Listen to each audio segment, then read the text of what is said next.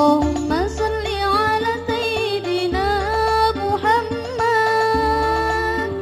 صلاة ترغب وتناشط وتحمس بها الجهاد لإحياء وإعلاء دين. Alhamdulillahil wahidil qahhar al-azizil ghaffar wassalatu wassalamu ala nuril anwar wa sirril asrar wa turyakil aghyar wa miftahi babil yasar. Allahumma salli ala sayyidina Muhammadin abdika wa rasulika an-nabiyil ummi wa ala alihi wa sahbihi ajma'in. Amma ba'du. Yang saya hormati dan saya muliakan Ayahanda Ketua Pengurus DDI Kabupaten Wajo Al-Mukarram Dr. Haji Muhammad Yunus Syam MAG, yang saya hormati dan saya muliakan kakanda kami pribadi Al-Ustaz Dr. Mu'aid Nawawi MA, mata'anallah bituli hayatik wa nafa'ana bi'ulumik, dan seluruh partisipan warga Adariyah yang saya hormati dan yang saya muliakan. Alhamdulillah, dengan izin Allah, di malam yang berbahagia ini kita masih diberikan kesempatan untuk bermuwajahah. Semoga pertemuan kita pada malam hari ini berberkah dan senantiasa memberi semangat motivasi bagi kita untuk selalu belajar, menuntut ilmu, dan agar kehidupan kita semakin tercerahkan.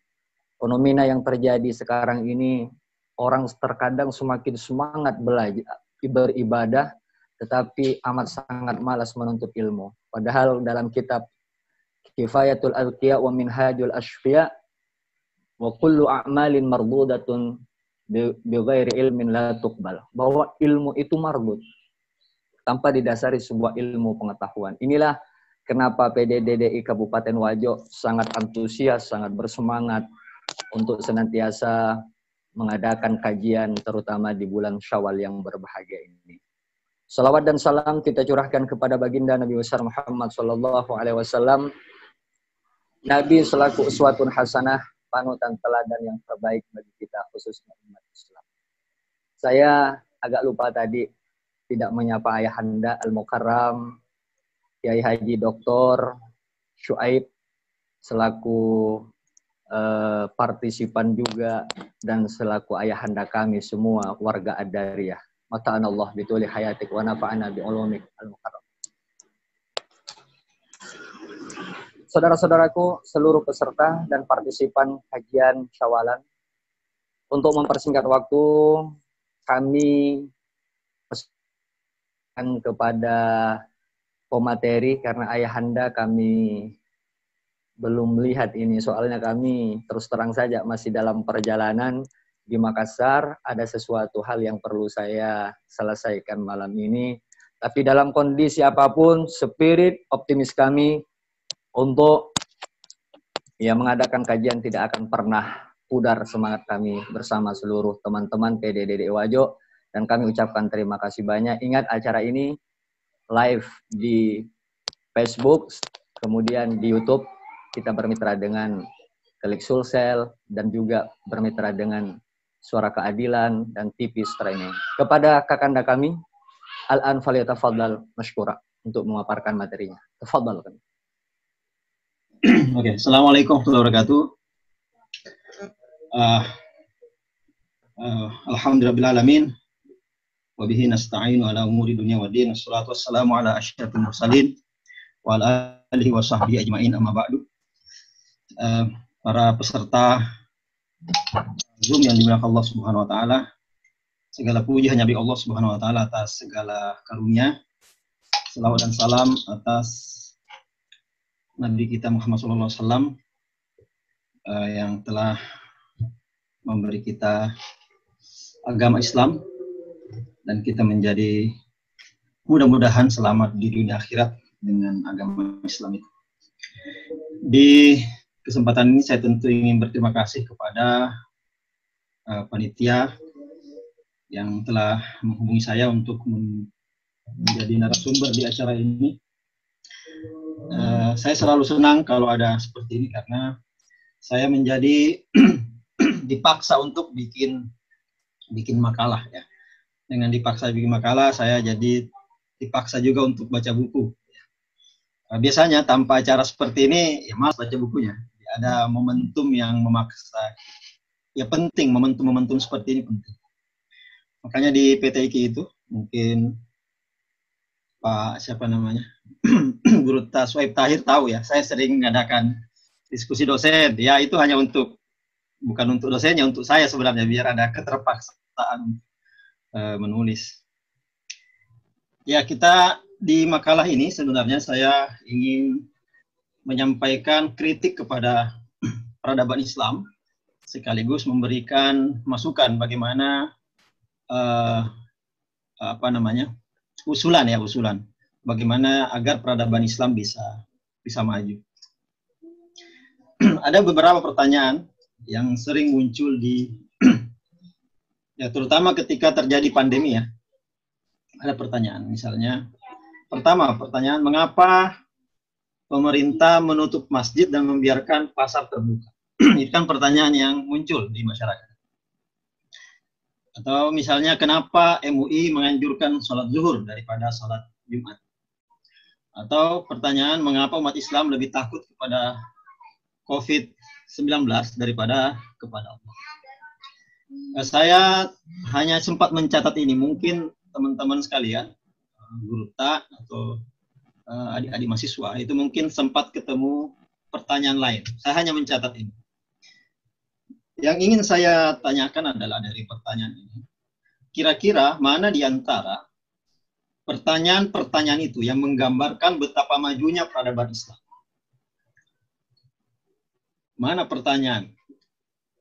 Apakah semuanya atau salah satunya dari pertanyaan itu menggambarkan betapa majunya peradaban Islam?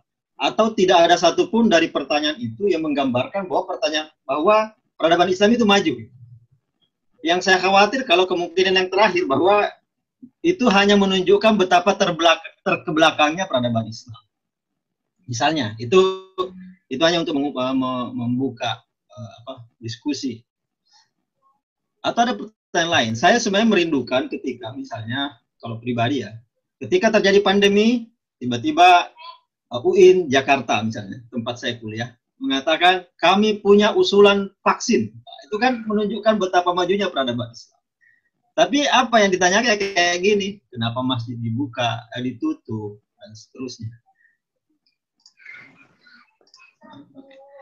Nah, sekarang kita masuk ke definisi ya. Memang ada problem pada definisi peradaban. Jadi, umumnya peradaban itu didefinisikan dengan yang ini. Peradaban adalah masyarakat manusia dengan level tertinggi dalam perkembangan budaya dan teknologi. Ini yang sering menjadi definisi dalam mendefinisikan. Jadi, tapi menurut saya definisi ini kurang pas. Definisi ini kurang pas. Kenapa kurang pas? Ya, karena kalau kita katakan misalnya peradaban adalah masyarakat dengan level tertinggi dalam perkembangan budaya dan teknologi.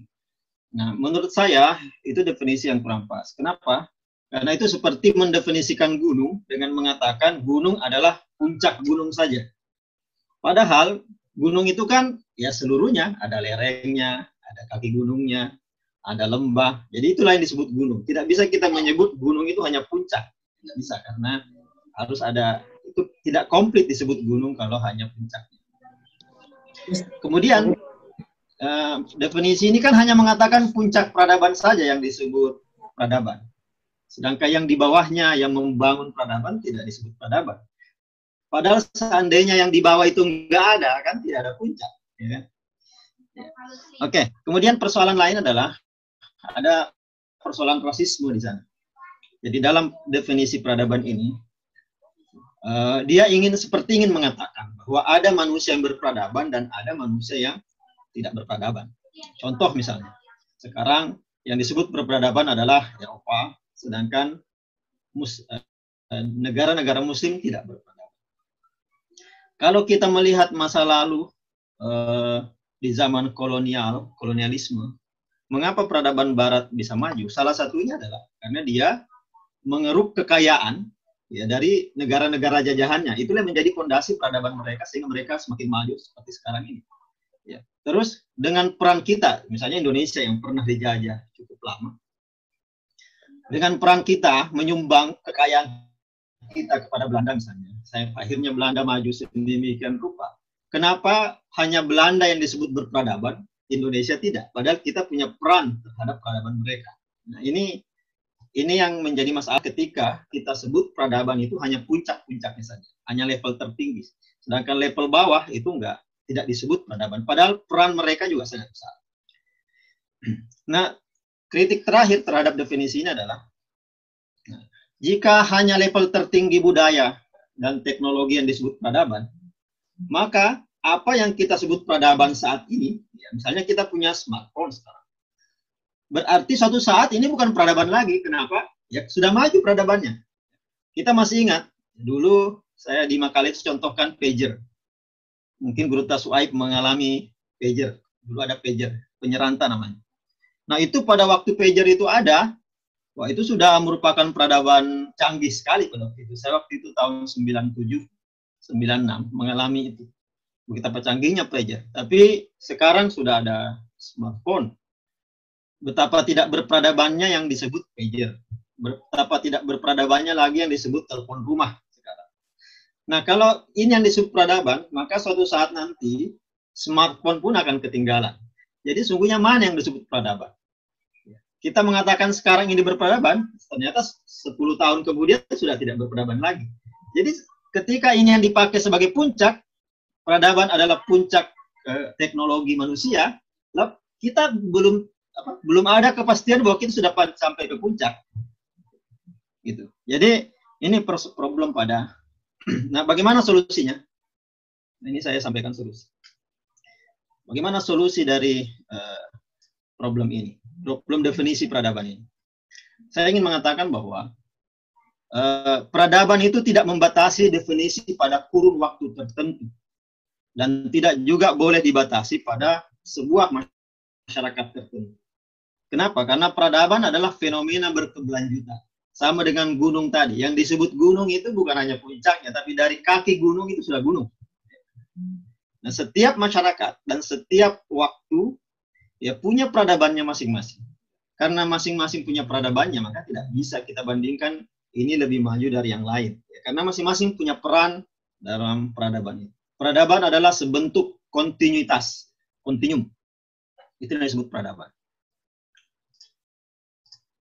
Bagaimana kita melihat peradaban Muslim?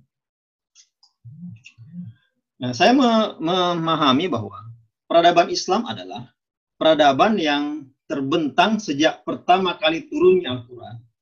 Kita ambil saja itu dari pertama kali turunnya Al-Quran hingga detik ini, ya, hingga detik ini. Dan masih berlanjut, karena saya sebut detik berarti habis ini masih detik ini juga, begitu seterusnya. Tidak ada pemotongan, tidak ada pemenggalan waktu. Dan yang terlibat tidak hanya Jazirah Arabia, ya, tidak hanya Jazirah berarti wilayah. Kemudian tidak hanya orang Arab yang terlibat, non Arab pun terlibat. Tidak hanya Muslim yang terlibat, banyak tokoh-tokoh non Muslim yang terlibat dalam peradaban Islam. Dan tidak hanya orang saleh yang terlibat. Ya, karena orang tidak saleh juga mempengaruhi peradaban. Contoh sekarang setelah ada COVID-19 ini kan, ada PSBB, pembatasan sosial berskala besar. Tetapi itu kan melarang kita menganjurkan kita social distancing. Tetapi sesungguhnya orang yang tidak social distancing, orang tetap keluar, orang tetap berdagang dan seterusnya, itu sesungguhnya berguna bagi kita. Karena dengan demikian ekonomi tetap berjalan. Coba bayangkan kalau semua orang mengamalkan anjuran PSBB, maka pasti ekonomi akan mandek. Tapi karena ada orang yang tetap terlibat dengan usaha-usaha itu, maka ya tetap terjadi, tetap berkembang ekonomi. Kemudian tidak hanya ulama, non ulama pun ikut terlibat dalam peradaban Islam. tidak hanya penguasa, rakyat kecil juga. Dan tidak hanya kemenangan perang, kekalahan perang juga membentuk peradaban Islam saat ini, dan seterusnya. Kita lihat misalnya, kita lihat sekarang urutan-urutan peradaban Islam dari awal sampai sekarang. Pertama dari Makkah. Apa yang terjadi di Makkah? Di Makkah ada agama tauhid. Ketika Islam turun, masa pembentukan itu disebut masa pembentukan ajaran Islam. Ya. Nuansanya ada dua, nuansa ketuhanan dan kemanusiaan sekaligus. Namun pada waktu di Makkah, Islam sebagai sebuah peradaban masih bersifat individual. Kemudian ketika beralih hijrah ke Madinah, sudah ada perubahan pada peradaban Islam. Bukan lagi agama individual, dia sudah berubah menjadi agama ummah. Jadi sudah bukan lagi agama individual, tapi menjadi agama komunal. Dengan cita-cita apa? Cita-cita tertinggi peradaban Islam adalah melindungi kaum lemah. Itu cita-cita tertinggi peradaban Islam. Nah, kemudian setelah di Madinah, umat Islam mengalami gelombang kejut. Saya menamainya gelombang kejut pertama. Apa gelombang kejut pertama? Itu adalah wafatnya Rasulullah Muhammad SAW. Umat Islam pada waktu terkejut, kaget, tidak siap dengan wafatnya Rasulullah. Nah, karena tidak siap, maka terjadi kegoncangan sosial, politik terutama. Ekonomi mungkin tidak, tapi secara sosial dan politik dan juga psikologis umat Islam mengalami kegoncangan. Sampai ada fenomena tidak mau bayar zakat, ada fenomena perebutan kekuasaan antara muhajirin, ansar dan sebagainya yang dampaknya masih sekarang terasa sampai sekarang. Tetapi apa yang menjadi baik, apa sisi baik atau bahasa agamanya, apa hikmah di balik peristiwa kejut pertama itu? Yaitu umat Islam belajar untuk memutuskan sendiri urusan mereka tanpa campur tangan ilahi lewat Rasulullah Muhammad SAW. Ya, kalau dulu ada persoalan kan diselesaikan oleh Rasulullah pribadi. Dan itu campur tangan ilahi sangat besar karena Rasulullah adalah Rasul, Nabi. Tapi ketika beliau wafat, maka campur tangan ilahi tidak sedominan pada waktu itu. Sehingga umat Islam harus memutuskan. Tetapi dengan cara itulah, dengan memutuskan sendiri, umat Islam menjadi lebih dewasa, lebih besar.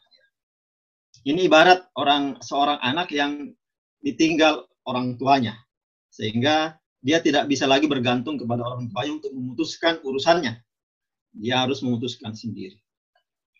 Tetapi dengan demikian, gelombang kejut ini, umat Islam kemudian pulih kembali menjadi bangkit. Bagaimana bentuk kebangkitannya? Ya, lahirlah dinasti Abbasiyah, dinasti Umayyah. Apa yang dimiliki dinasti Abbasiyah dan dinasti Umayyah yang tidak dimiliki oleh Khulafaur Rasyidin dan sebelumnya? Yaitu adalah dengan luasnya wilayah, maka memungkinkan ada di tengah-tengah. Wilayah tengah itu wilayah damai, wilayah yang tenang. Nah, kenapa? Karena konflik adanya di pinggir kekuasaan saja. Konflik. Makanya ada istilah darul harb dengan darul Islam atau darussalam. Darussalam itu di tengah. Dengan adanya darussalam ada ketenangan, maka umat Islam bisa berpikir, ya, bisa bikin temuan-temuan, bisa bikin makalah, bisa bikin buku. Coba bayangkan di masa Rasulullah itu tidak banyak terjadi. Kenapa? Wilayah tenang dengan wilayah perang itu tidak terlalu jauh, ya, dekat. Jadi selalu ada kegoncangan. Nah, ketika dinasti-dinasti berdiri, ada wilayah tenang. Nah, di wilayah tenang itu orang bisa berpikir, bisa bikin laboratorium, para ilmuwan bisa menyampaikan teori-teorinya karena tidak ada panggilan perang yang mereka harus ikuti. Bayangkan kalau tiap ilmuwan hari ini dia belajar, besok dia harus ikut perang, tidak akan ada peradaban dengan model seperti itu. Nah, ini kemudian lahir peradaban. Tetapi setelah itu datang gelombang kejut selanjutnya, yaitu invasi Mongol. Invasi Mongol ini berdampak sosial, ekonomi, politik, psikologis, bahkan teologis. Yang paling besar sesungguhnya dampak teologis. Kenapa dampak teologis ini besar? Karena invasi Mongol itu membuat umat Islam jadi berpikir, ya, berpikir. Jangan-jangan Allah atau Tuhan meninggalkan mereka karena selama ini mereka tidak pernah kalah perang, tiba-tiba kalah perang. Bahkan waktu perang salib mereka selalu lebih sering menang daripada kalah. Tapi ketika invasi Mongol datang, bahkan Mongol ini kan bukan umat beriman, mereka kaum barbar. Begitu mudah menghancurkan peradaban Islam.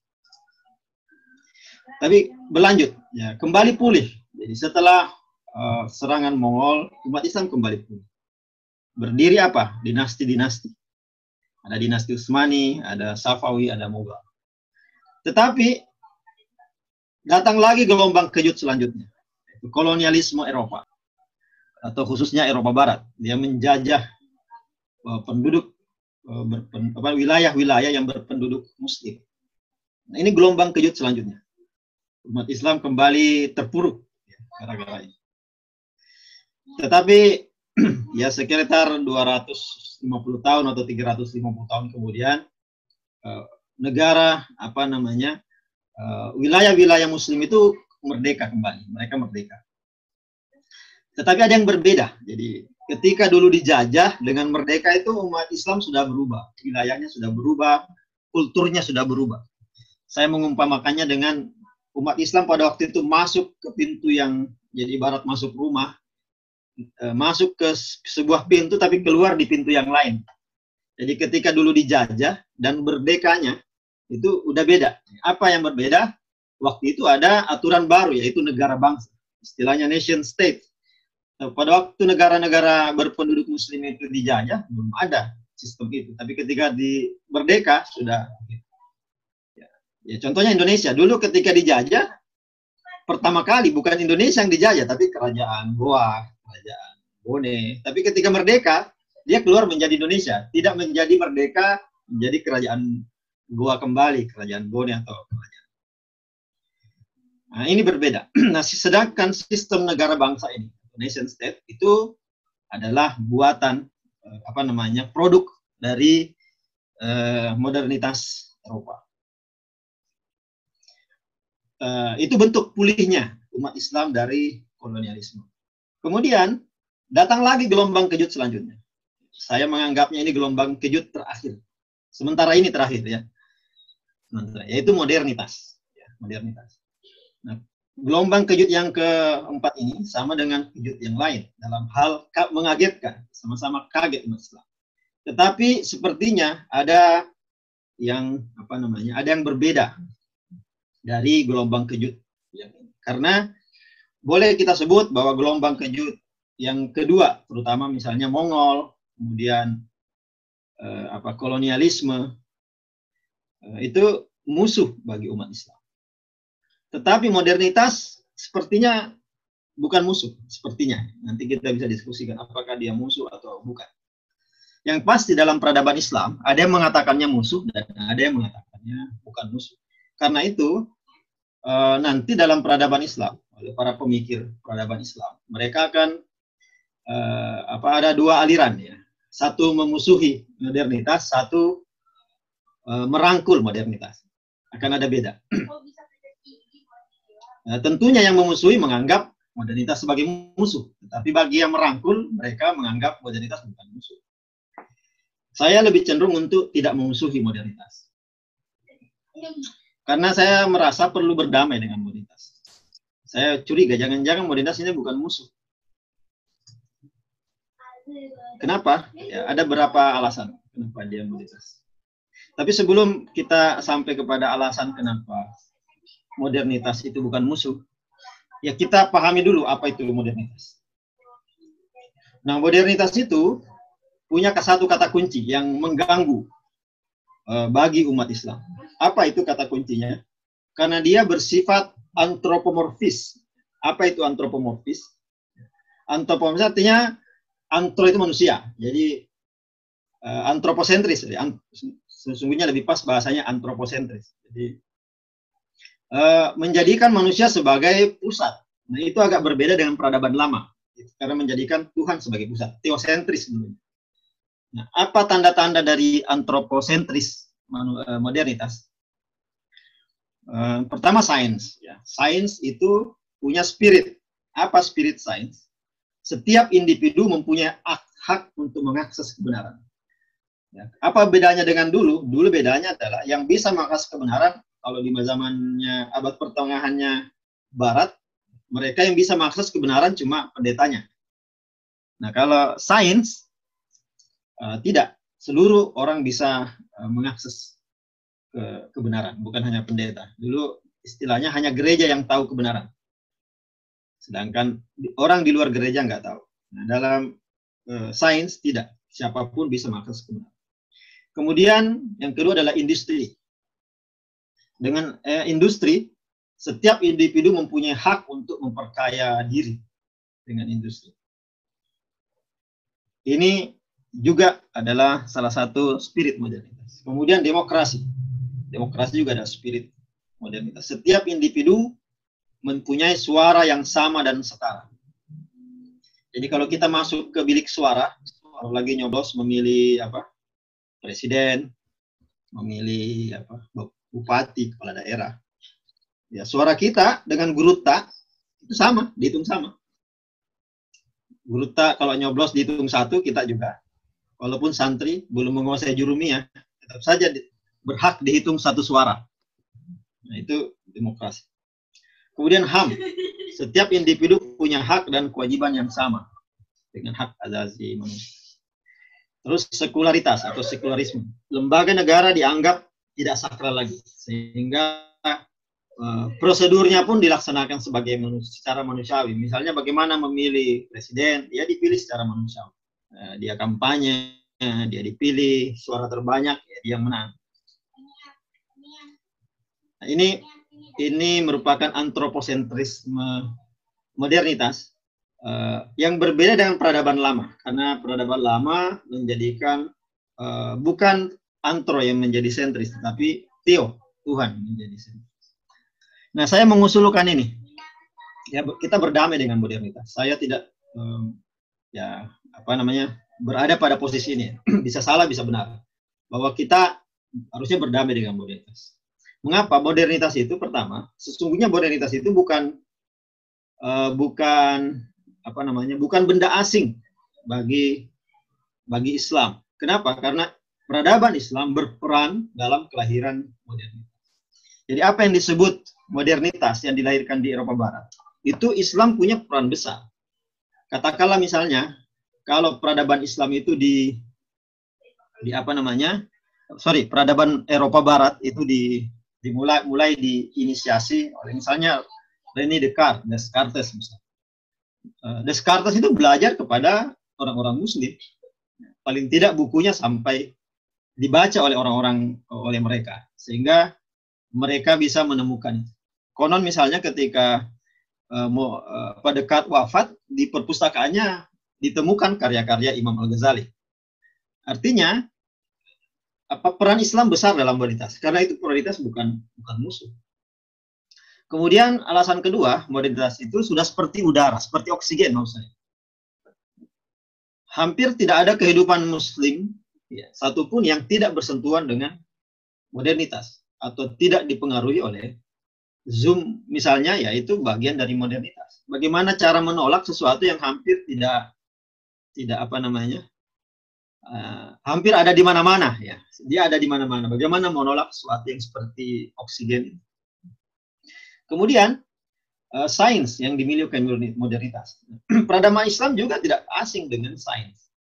Sains sejak dulu ada. Bahkan penemu-penemu sains awal, yaitu peradaban Muslim. Kita mengenal misalnya Ibnu Sina, Ibnu Rushd, dan kawan-kawan. Itu adalah orang-orang yang tidak asing dengan sains. Yang heran adalah kenapa peradaban Muslim belakangan itu malah memusuhi sains. Di sini ada problem di sana. Padahal kita harusnya tidak asing dengan sains. Nah, industri. Kalau industri kita perlu kasih catatan sedikit. Karena industri berkembang itu karena industri modern itu berdasarkan individualisme.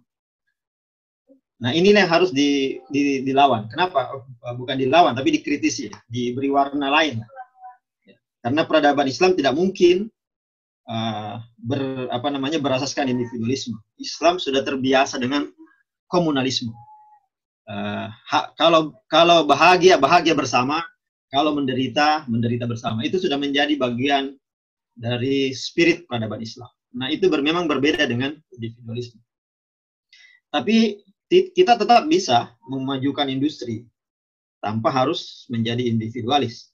Saya kira begitu. Kemudian demokrasi. Demokrasi sesungguhnya baik bagi peradaban Islam. Jika memang peradaban Islam mau meningkatkan taraf intelektualnya, kalau mau belajar dengan baik, maka Islam akan maju, bahkan bisa menang dalam demokrasi. Bahkan sesungguhnya Barat sedang takut kepada demokrasi sekarang. Kenapa? Demokrasi itu kan memperhitungkan suara, ya, suara, misalnya ya tadi suara yang terbanyak pemilihnya, maka dia akan terpilih, dia menjadi yang dipilih. Sedangkan populasi penduduk Barat itu kan tidak berkembang karena mereka kan malas nikah, kalaupun nikah malas punya anak. Sedangkan umat Islam dimanapun suka nikah dan suka punya anak, sehingga jumlah populasinya terus bertambah. Dan itu mengancam sistem demokrasi yang mereka masa. Bukan mengancam sistem demokrasi, tapi justru kita bisa memanfaatkan demokrasi untuk membuat Islam lebih baik. Kemudian HAM. HAM juga tidak asing dalam Islam. Kenapa? Sejak awal Islam itu selalu menghargai HAM. Bagaimana Rasulullah menghargai Bilal bin Rabah. Bagaimana Rasulullah menghargai perempuan dan seterusnya. Jadi kita tidak asing. Yang aneh adalah kenapa belakangan kita malah asing dan memusuhi HAM. Padahal Islam sejak awal pejuang HAM. Rasulullah Muhammad SAW pejuang. Kemudian sekularitas. Sekularisme itu kan sesungguhnya adalah memutuskan atau menganggap lembaga negara, misalnya, itu lembaga manusiawi. Artinya diurus secara manusiawi dengan pertimbangan-pertimbangan manusiawi. Dan sesungguhnya itu sudah dilakukan sejak Rasulullah wafat. Ketika Khulafaur Rasyidin terpilih, mereka memakai pertimbangan-pertimbangan manusiawi. Mereka berdialog, mereka rapat, walaupun bentuk rapatnya, bentuk musyawarahnya tidak sama dengan kita. Dan memang tidak bisa dipaksa sama karena kita hidup di zaman yang berbeda. Tetapi tetap saja ada satu kata kunci bahwa seluruhnya diurus secara manusiawi. Nah, itu yang menjadi itu, saya kira itu saja sebagai pengantar diskusi. Silakan. Alhamdulillah, setelah mendengarkan paparan atau klarifikasi dari Kakanda Doktor yang saya hormati dan saya muliakan ini, seperti saya tercas kembali, ini pengajian yang luar biasa. Ada Kanda pertanyaan dari teman-teman lewat WA. Alhamdulillah, Ustaz Doktor kami menyimak lewat streaming karena kebetulan kami juga nggak bisa masuk. Ini saya bilang bukan kesalahan saya, tapi yang error. Pertanyaannya sederhana. Pertama, ya saya sudah baca tadi Kanda, mungkin narasinya begini, bahwa Islam itu mundur katanya karena flashback. Maknanya dia mundur ke belakang ketika ada persoalan temporer. Dia menggunakan pisau analisa atau teori metodologi yang tempo dulu. Berbeda dengan sains. Kalau sains itu ada masalah sekarang, mereka research, mencari dan mencari. Nah, oleh karena itu mungkin inilah yang menyebab, salah satu faktor penyebab bahwa umat Islam itu mundur, karena umat Islam itu flashback, mundur ke belakang, terlalu istilahnya al-muhafadzatu 'alal qadimis shalih. Saya kira ini mention harus berakhir jadi asal. Nah, ini mohon komentarnya Kakanda sebentar. Yang kedua, umat Islam katanya mundur kalau melihat narasi atau teks-teks di dalam Al-Qur'an itu terlalu tekstual. Salah satu contoh ketika mereka melihat babi, anjing, mereka itu langsung melempar dan memusuhi anjing itu. Padahal Barat, dia mempunyai senjata biologis. Rusia, itu dia ketahui dengan penelitian terhadap biawak. Ya, apa namanya, keledai. Bukan, apa namanya, semacam biawak lah, seperti itu. Saya lupa menerangkan. Itulah yang diambil air liurnya, sehingga dijadikan senjata biologis. Orang Amerika tidak putus asa. Bagaimana caranya mencari penangkal senjata biologis Rusia? Bagaimana caranya dia melakukan metodologi riset? Ternyata orang yang pernah digigit tadi oleh binatang tersebut, dia tanya. Lalu diambillah sampel darahnya. Dan ternyata itulah yang menjadi penangkal senjata biologisnya Rusia. Saya kira umat Islam bisa maju kalau tidak flashback dan harus riset. Inilah saya kira metodologi ilmiah. Mohon tanggapannya Kakanda. Sebelum Kakanda kami memberikan tanggapan, kami persilakan tentunya Ayahanda Dr. Syuaib untuk memberikan pengantar atau menyapa atau arahan bagi kami semua.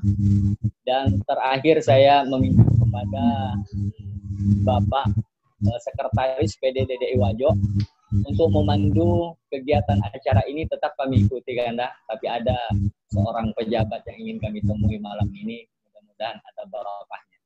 Kami tetap menyimak Kakanda, tetap kami pegang headset, tapi kebetulan agenda juga terskedul di Makassar ini.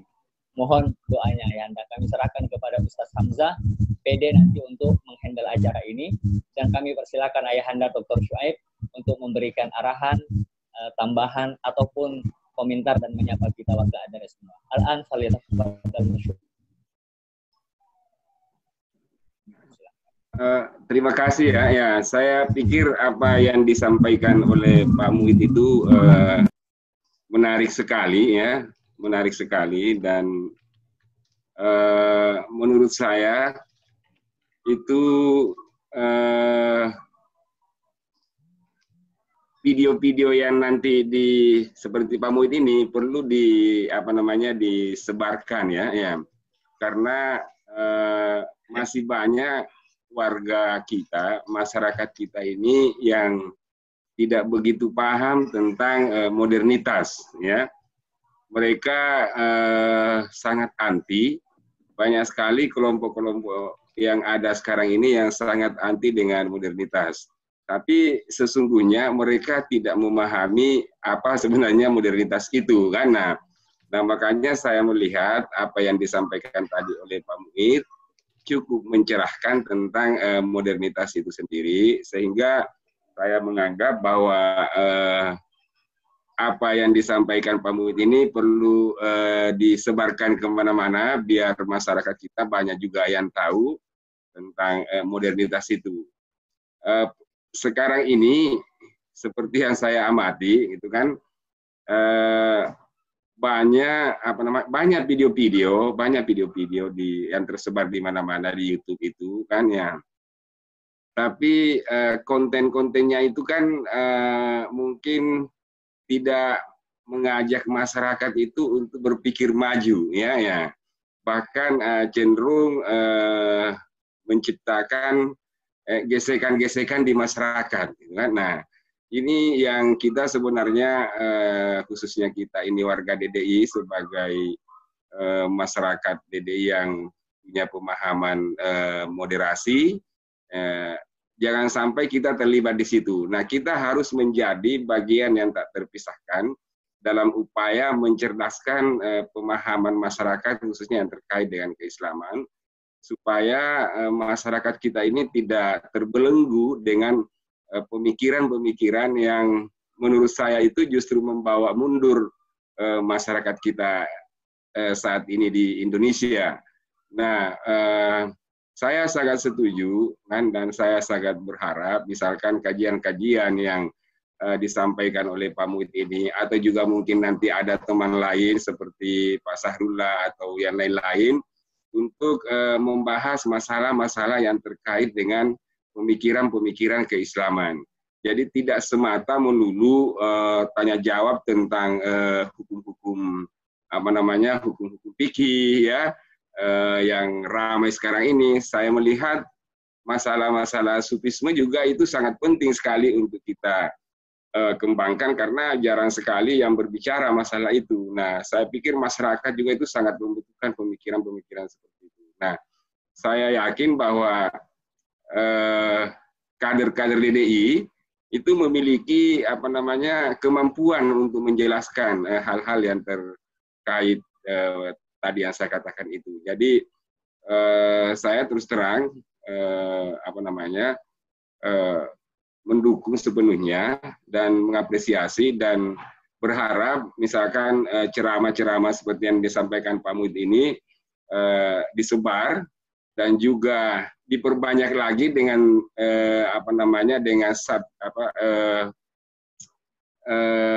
topik-topik lain ya, seperti masalah tasawuf dan lain-lain sebagainya, supaya masyarakat kita ini tercerahkan. Saya pikir cuma itu saja ya. Baik, mohon izin untuk mengambil alih karena waktu sebentar lagi. Banyak Anda Haji, Anda Doktor, kami atas sarannya. Kemudian mungkin saya persilakan saja langsung kepada Anda Doktor Muhid. Kami persilakan mungkin kepada narasumber. Terima kasih. Saya tanggapi ya. Pertama, Islam mundur karena flashback metode masa lalu. Memang ada ya. Kalau kita lihat karakter agama dibandingkan dengan karakter sains, memang punya karakter berbeda. Karakter agama itu dimulai dengan keyakinan, sedangkan sains dimulai dengan keraguan. Nah, ini ada karakter ini berbeda memang. Tapi kalau saya mengusulkan proyek perdamaian dengan modernitas, maka saya mengusulkan keduanya saling memaklumi. Keduanya saling memaklumi. Kenapa saya mengatakan saling memaklumi? Pertama, bahwa tidak juga terlalu benar kalau kita sebutkan sains itu benar-benar dimulai dengan keraguan. Tidak juga terlalu benar. Kenapa? Tidak pasti dimulai dengan keyakinan dulu. Jadi saya mengatakan tidak benar bahwa karakter sains itu benar-benar murni 100% dimulai dengan keraguan. Apa buktinya bahwa sains dimulai dengan keyakinan? Apa buktinya? Pertama, sains kan memakai rasio, rasio sebagai ukuran benar atau tidak. Nah, kalau dia pakai rasio, berarti dia yakin bahwa rasio bisa mengantar dia kepada kebenaran. Itu kan keyakinan kan? Keyakinan bahwa rasio, dan sesungguhnya rasio juga tidak terlalu terbukti membawa kita kepada kebenaran. Banyak bukti di mana sesuatu rasional tetapi ternyata tidak empiris. Sering terjadi kan? Sesuatu yang tidak rasional tapi ternyata ada misalnya. Itu rasio sendiri sudah mengakui keterbatasannya. Tetapi ketika sains mengandalkan rasio sebagai alat, maka dia pasti memulai dengan keyakinan. Keyakinan apa? Yaitu bahwa rasio bisa mengantar kepada kebenaran. Jadi tidak terlalu benar juga kalau disebutkan sains itu sangat atau 100% memakai rasionalitas untuk maju. Dia pasti pakai keyakinan. Salah satu buktinya adalah dia yakin kepada rasio itu sendiri. Oke. Yang kedua, berarti kan antara rasio dengan agama kan sudah bisa menyatu ini karena sama-sama ternyata pakai keyakinan. Nah, pertanyaannya apakah agama murni keyakinan tanpa rasionalitas? Kan tidak benar juga. Ya kan? Agama juga punya rasio. Memang orang sering salah paham ketika menyebut sami'na wa ata'na. Jadi kami dengar dan kami taat. Padahal antara dengar dengan taat itu ada yang tidak disebutkan. Apa itu rasionalitas? Tidak mungkin kita bisa taat kalau kita tidak paham kan? Ya kita dengar sholat itu wajib, tapi kan kita harus paham bagaimana cara melakukannya, ya kan? Apa hukumnya? Nah dengan itulah kita bisa ata'na. Tidak mungkin sami'na tanpa memahami kemudian langsung ata'na. Jadi sains punya keyakinan dan itu mirip dengan agama. Begitu pula agama punya rasionalitas sehingga dia mirip dengan sains. Jadi tidak perlu ada pertentangan antara sains dengan agama karena masing-masing punya keyakinan dan masing-masing punya rasionalitas sendiri. Kalau agama itu tidak rasional, bagaimana muncul seorang pakar agama? Guru tak itu seorang yang sangat rasional dalam hidupnya. Usul fikih adalah salah satu contoh betapa rasionalnya agama itu. Tapi memang ada karakter ini beda. Nah, kedua, ada lagi karakter satu yang kadang agak berbeda dan sering disalahgunakan, yaitu bahwa sains itu selalu melihat ke depan, sedangkan agama selalu melihat ke belakang. Itu yang disebut flashback tadi. Jadi contoh misalnya, Rusia dan Amerika sudah nembus keluar angkasa. Umat Islam kan, sudah ada dalam Al-Quran itu. La tanfuzuna illa bisultan. Jadi agama itu flashback, tidak melihat ke depan. Tapi sebenarnya agama kan ayat itu kan tidak mengatakan bahwa flashbacklah kalian kan. Ya, flashbacklah kalian. Tapi kan agama itu mengatakan illa bisultan. Sedangkan sultan itu membutuhkan ilmu pengetahuan. Jadi ayat itu sendiri melarang kita melihat ayat itu. Jadi ayat itu sendiri, illa bisultan itu, la tanfuzuna illa bisultan. Ayat itu sendiri melarang kita melihat ayat itu untuk membuktikan, untuk melihat majunya peradaban orang. Kenapa? Karena kalau kita lihat ayat itu, kan kita, sudah ada dalam Al-Quran. Habis itu kita tidur lagi. Rusia dan Amerika sudah kemana-mana. Kita hanya terfokus pada ayat itu. Sedangkan ayat itu justru melarang kita melihat ayat itu. Kenapa? Karena ayat itu mengatakan illa bisultan. Sedangkan sultan itu selalu melihat ke depan. Jadi sultan, power itu selalu melihat ke depan. Menguasai masa depan, bukan menguasai masa lalu. Jadi kita masih sering salah memakai ayatnya. Ayatnya dipakai untuk membenarkan Al-Quran, tetapi Al-Quran justru ini menyuruh kita bisultan untuk menguasai masa depan. Untuk apa kita menguasai masa lalu? Berarti kita hidup dalam kenangan dong, bukan hidup di masa kini. Kemudian Islam mundur karena tekstual dan Barat kontekstual. Sama dengan ini. Walaupun saya mendukung Islam harus berdamai dengan modernitas, saya tidak mendukung kita harus meninggalkan teks. Nggak bisa. Teks tetap harus penting. Turath itu penting. Al-Aqadimis Salih itu penting. Karena tanpa itu berhenti makin menjadi agama Islam. Ya, kalau kita tinggalkan teks, misalnya teks salat, teks puasa, itu sudah berarti kita berhenti menjadi Islam. Nggak bisa. Berarti kita tinggalkan pesantren. Nah, kalau kita sudah tinggalkan DDI, berarti kita sudah berhenti dari Islam. Karena disitulah teks-teks itu muncul. Yang perlu kita lakukan bukan meninggalkan teks, tapi memahami ulang teks itu dengan lebih baik. Sama tadi, itu la tanfuzuna illa bisultan yang selalu kita pakai untuk membenarkan bahwa Al-Quran sudah menyebutnya. Contoh misalnya teori Big Bang kan. Ada katanya ayatnya, apa ayatnya? Kana ta'aradkan fafatahnahu. Jadi umat Islam hanya ketemu ayatnya, tapi tidak pernah ketemu teorinya. Sedangkan Al-Quran menyuruh kita ketemu teorinya. Nah itu problem.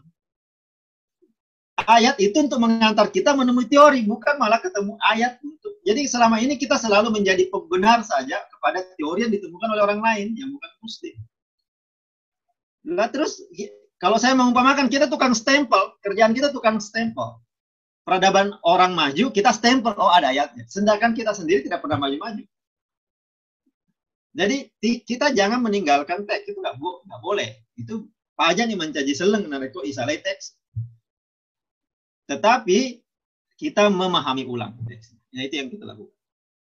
Jadi saya tidak setuju kalau kita meninggalkan teks, itu tidak boleh. Terus Guru Suhaib tadi menyebut ada masyarakat anti modernitas. Ya, saya pikir hanya salah paham saja. Saya ingin mengingatkan ulang bahwa modernitas itu bukan benda asing bagi Islam. Islamlah penemu awal modernitas. Yang aneh adalah kenapa kita sekarang memusuhi modernitas. Itu yang aneh sungguhnya. Kita tidak mengikuti modernitas, padahal itu lahir dari rahim peradaban Islam. Hanya kemudian berpindah ke Eropa. Ya karena memang mereka menghargai rasionalitas. Kita yang berhenti menghargai rasionalitas. Ya. Jadi gini, jadi kan manusia itu punya rasio. Jadi gini, ada kan tahapan-tahapan manusia ya. Ilmu itu berasal dari pengalaman. Pengalaman lewat panca indera. Ya kan? Panca indera. Kemudian lebih tinggi dari panca indera itu namanya rasio. Kenapa saya sebut lebih tinggi? Karena lebih banyak yang bisa memakai panca inderanya daripada yang bisa memakai rasionya. Kan? Misalnya saya tahu kalau ini keras, laptop ini keras, PC ini keras, pakai pengalaman. Tapi rasio lebih dikit yang bisa. Lebih dikit yang bisa memakai rasionya. Nah, lebih tinggi dari rasio ada namanya spiritual. Ada spiritual. Ada ada spiritual. Nah, umat Islam ini kalau secara peradaban itu sangat tinggi spiritualitasnya. Cuma hilang di rasio dan pengalaman. Di Eropa, di Barat yang maju rasionya dan yang mundur spiritualitasnya. Nah, yang diinginkan adalah kalau peradaban Islam lama itu tiga-tiganya maju. Bukan hanya spiritualitasnya maju. Jadi saya juga tidak setuju kalau peradaban Islam benar-benar mundur. Peradaban Islam itu maju dalam spiritualitas, sangat maju. Makanya Barat itu banyak orang Barat belajar ke Timur untuk belajar spiritualitas. Kenapa? Mereka maju tapi tidak bahagia.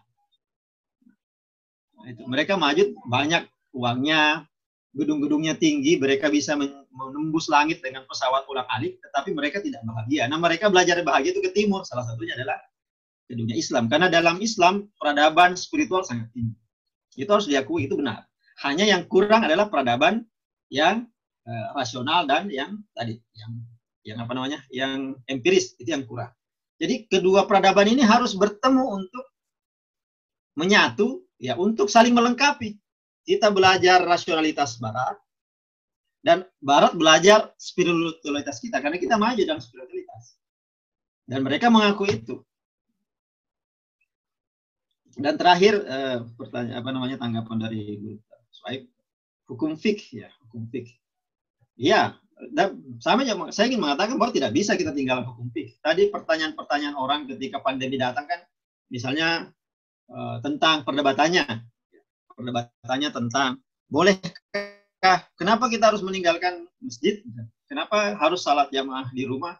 Kenapa tidak di masjid saja? Nah, itu pertanyaan fikih sungguhnya dan bagi saya itu tidak salah. Yang itu penting juga, tapi jangan hanya berhenti di situ. Kita harus bertanya juga peran Islam dalam menemukan vaksin apa. Jangan hanya itu solusinya, harus ada. Nah, salah juga kalau vaksin saja, tapi tidak berpikir fikih juga salah juga karena itu adalah hal-hal yang saling melengkapi. Ya, saya kira itu tanggapan saya, Guru Hamzah.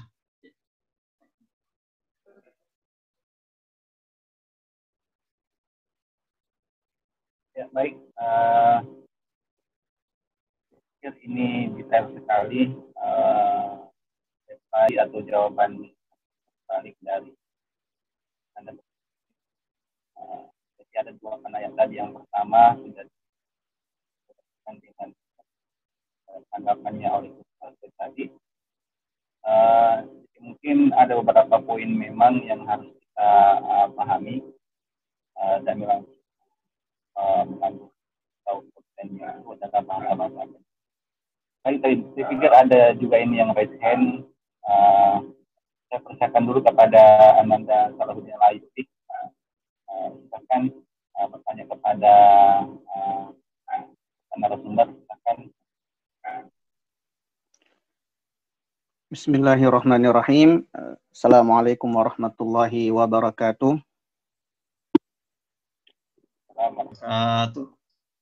Terima kasih kepada Gurunda, moderator telah memberikan kesempatan untuk bertanya.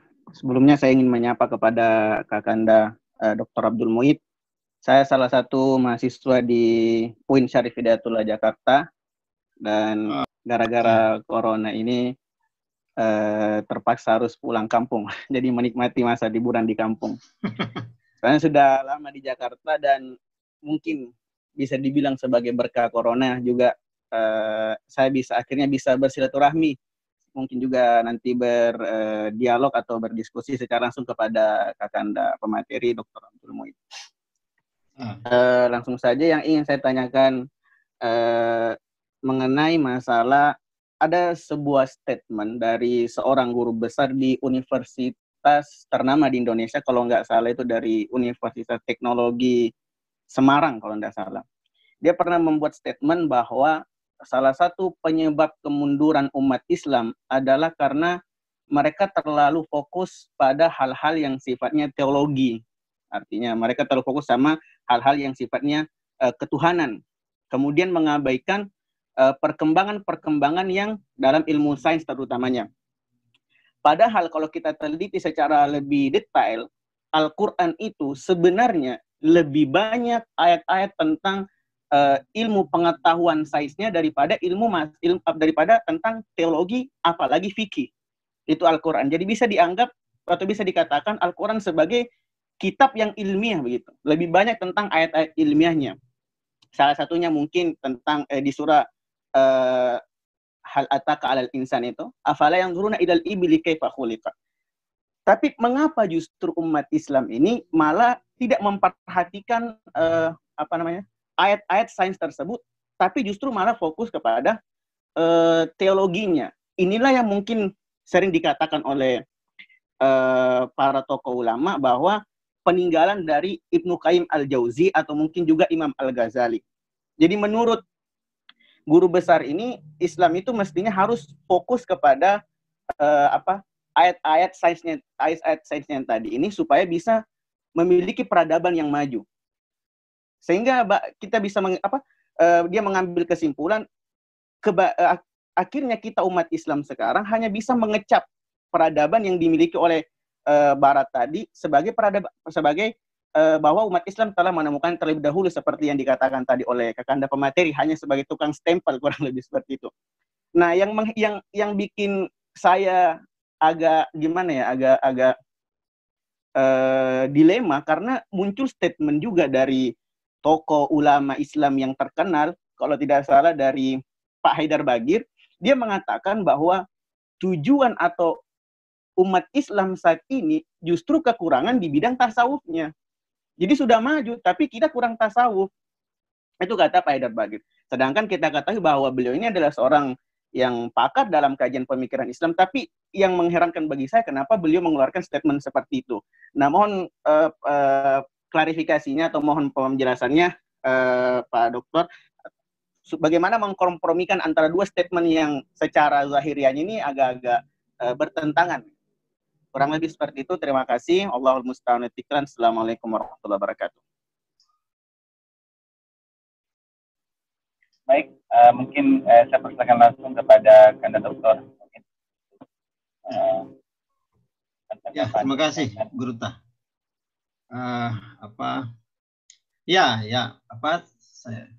Kita tidak pernah ketemu ya di Jakarta ya?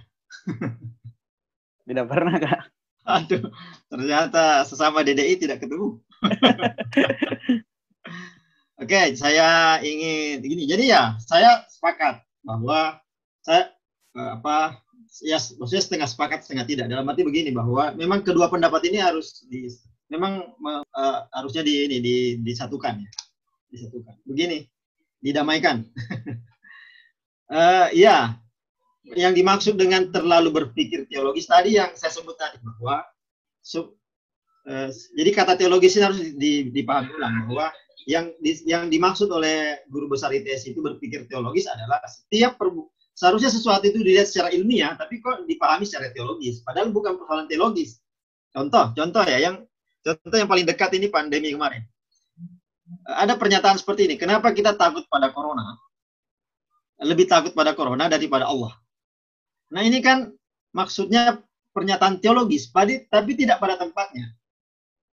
Itu tidak pada tempatnya. Kenapa tidak pada tempatnya? Jadi bukan kecenderungan teologisnya yang salah, karena kita wajib berkecenderungan teologis karena kita Muslim. Tetapi memahami kecenderungan teologis yang lebih baik itu yang kita harus lakukan. Jadi kita menempatkan problem itu pada tempatnya. Contoh, itu kan secara teologis justru salah pernyataan itu kan. Lebih takut kepada corona daripada Allah. Karena takut kepada Allah dan corona tidak bisa dibandingkan. Nggak bisa. Jadi pernyataan itu malah secara logis salah. Lebih takut pada corona daripada Allah. Atau bahkan, kalau saya menyatakan lebih takut kepada Allah daripada corona, itu juga salah, pernyataan salah. Karena walaupun secara lahiriah benar kan, bahwa kita lebih takut kepada Allah daripada corona. Tapi pernyataan sungguh salah, karena takut pada Allah tidak terbandingkan dengan apapun. walam yakul lahu kufuwan ahad. Nah, itu ketika saya mengatakan, saya lebih takut pada Allah daripada corona, itu pernyataan yang seakan-akan benar padahal salah besar. Karena takut pada Allah tidak terbandingkan. Laisa kamitslihi syai'. Nah, itu kan pernyataan teologis semua. Hanya mereka salah paham kepada teologi ini. Bagaimana kok tiba-tiba mereka berani membandingkan takut pada Allah dengan takut corona? Walaupun kesimpulannya bahwa mereka merasa lebih takut pada Allah daripada corona, tapi itu tetap aja perbandingan yang salah, karena Allah itu rasa takut pada Allah tidak terbandingkan dengan yang lain. Karena berbeda.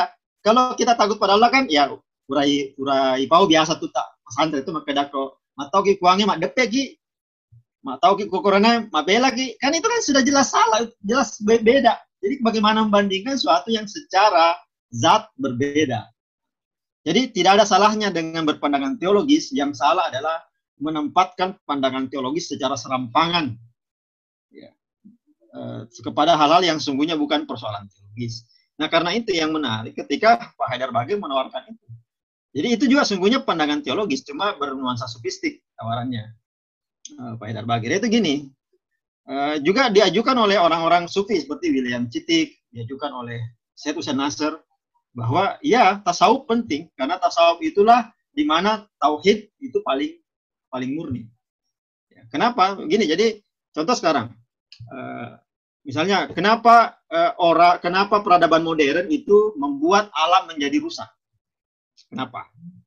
Karena peradaban modern menjadikan manusia sebagai center, pusat, sebagai subjek, dan menjadikan alam sebagai objek.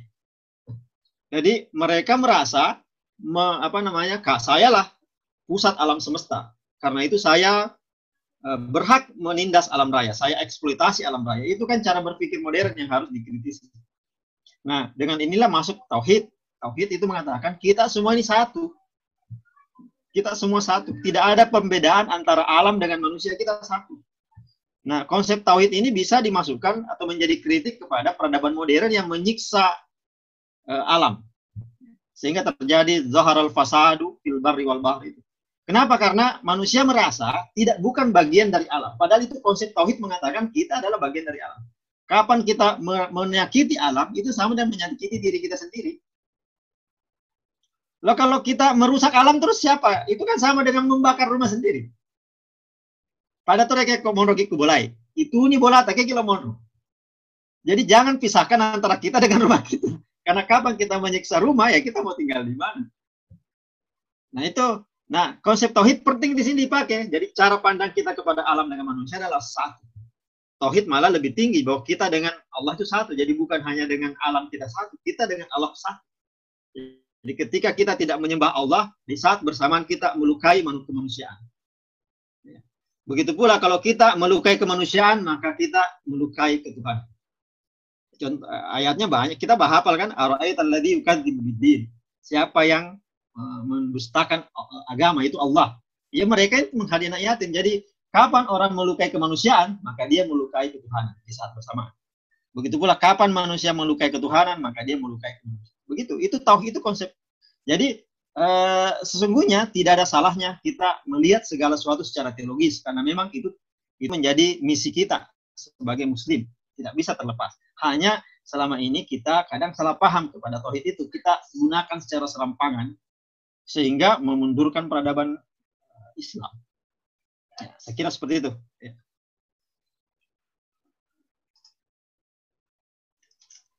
Oke, baik.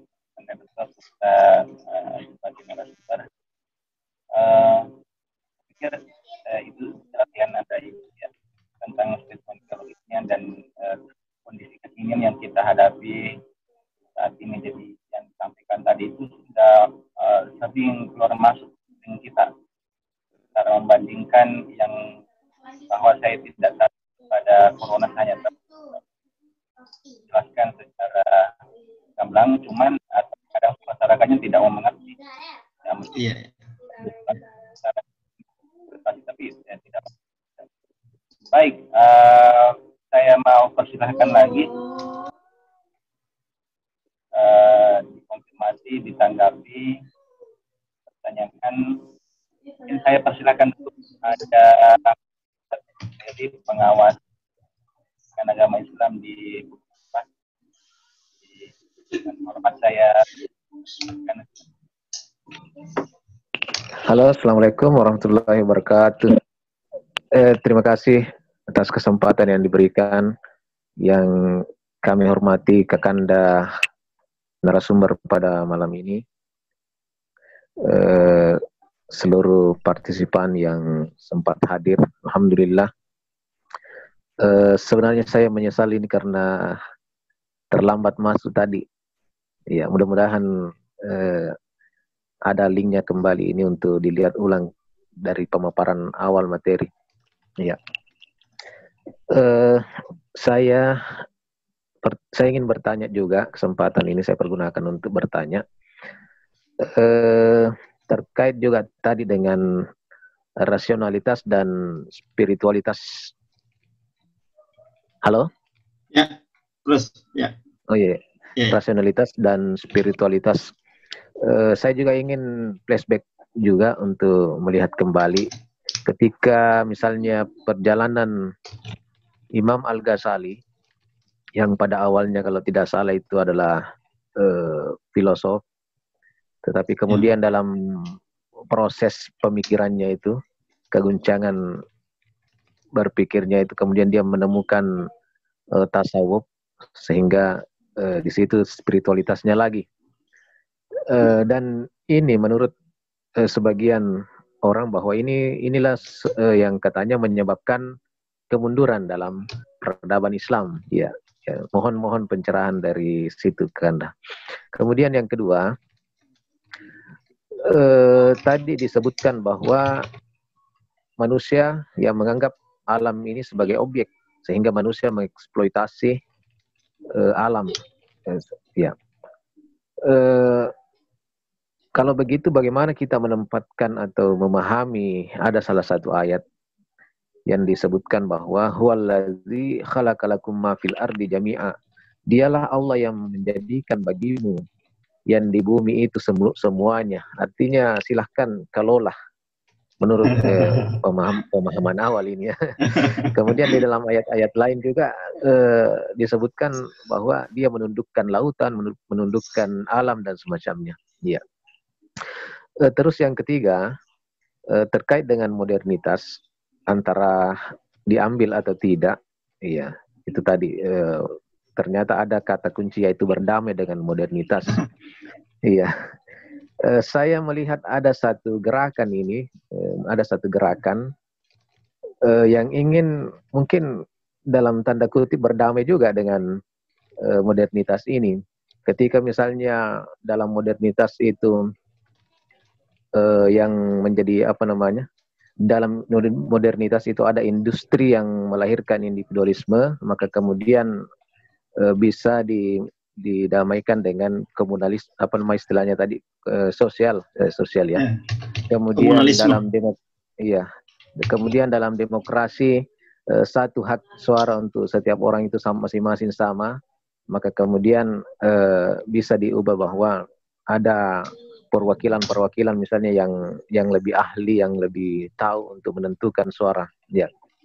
Kemudian dalam sekularitas misalnya, kalau dikelola secara manusiawi, maka kemudian kembali kepada teosof, istilahnya itu, di samping manusia yang punya akal pikiran, juga tetap berpegang kepada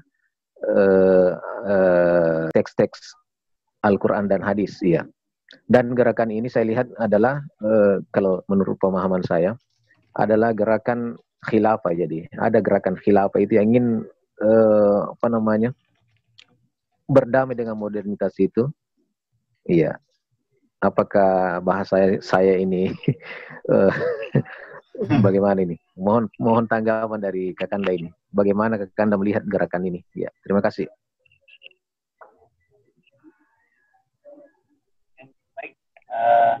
Langsung saja. Ya, terima kasih Guru Hamzah. Jadi pertama tentang ini Al-Ghazali ya. Iya. Sesungguhnya tuduhan kepada Al-Ghazali itu ya memang marak ya, diduga ya, mungkin bukan dituduh, kalau tuduh mungkin terlalu kasar, tapi diduga. Kan orang orang bertanya, sejak kapan Islam itu mengalami kemunduran? Akhirnya ditemukanlah kambing putihnya Al-Ghazali. Jadi dianggap Al-Ghazali. Pertanyaannya selanjutnya adalah apa sesungguhnya yang dilakukan Al-Ghazali sehingga beliau tertuduh demikian. Jadi, saya sudah lama baca bukunya siapa namanya Cak Nur ya, itu dibahas, dan Cak Nur membela Al-Ghazali ya. Cak Nur malah tidak termasuk yang melawan Al-Ghazali. Jadi tapi ya saya minta maaf, saya tidak begitu ingat lagi penjelasan itu, padahal itu penjelasan bagus. Tapi saya ingat-ingat saja ingatan saya yang tersisa jawabannya Cak Nur pada di bukunya, ada bukunya kalau nggak salah Kaki Langit Peradaban Islam, dulu warnanya hijau. Agak tipis bukunya, Kaki Langit Peradaban Islam. Di situ melawan bahwa tidak benar Al-Ghazali penyebab. Jadi begini ceritanya, Al-Ghazali itu sudah menunaikan tugasnya dengan baik.